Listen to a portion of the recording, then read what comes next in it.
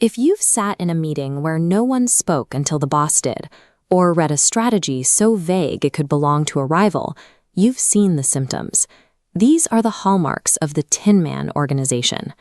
Like the character in the novel, these companies are built to be rigid, hollow, and dependent on outside instructions just to take a single step. Most of us blame bad managers for this environment, but the problem is actually a historical design flaw.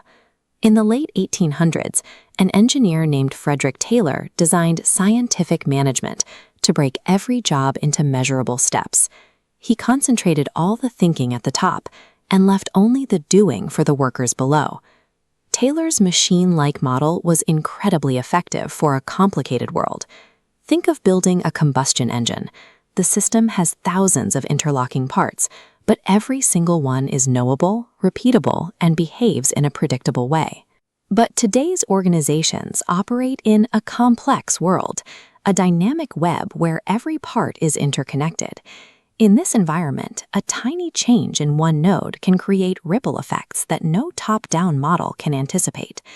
When you put a rigid machine into a complex ecosystem, it can't flex. Centralized decision-making becomes a liability, leaving the organization unable to adapt to the reality happening at its edges. To survive in that complexity, you need an alternative to the machine. You need the octopus, a living system navigating by instant adaptation. An octopus has 500 million neurons, but its central brain claims fewer than 1 in 10.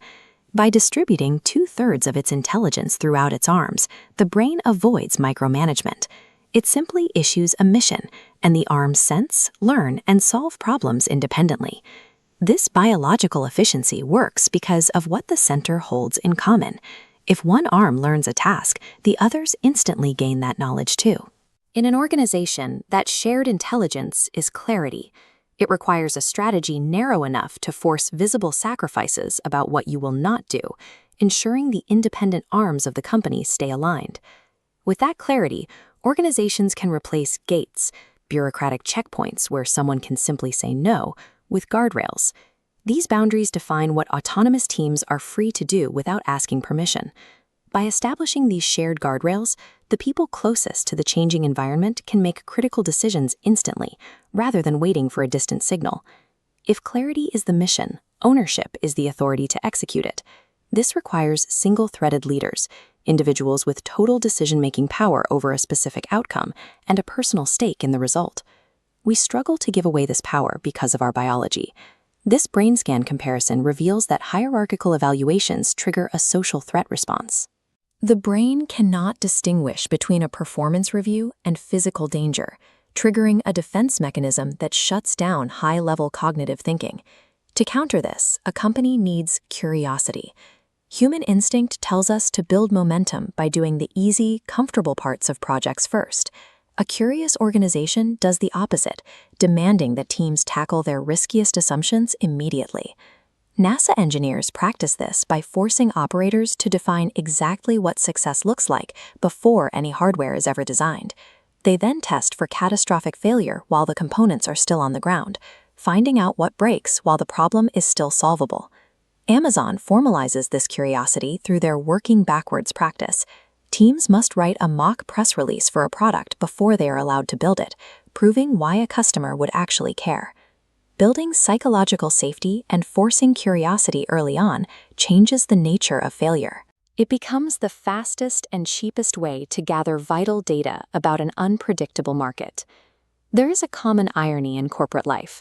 When a rigid, top-down company tries to change its culture, it usually tries to do it by deploying a rigid, top-down transformation plan.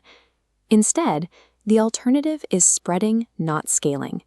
Organic adoption works better than mandates because people naturally take ownership of practices that solve their real, local problems. Any employee can start this by using a simple learning loop. Form a specific hypothesis about a negative corporate habit, run a small, survivable experiment to address it, and then deeply reflect on why the experiment produced that result. In this model, the leader's role shifts from a director to an architect.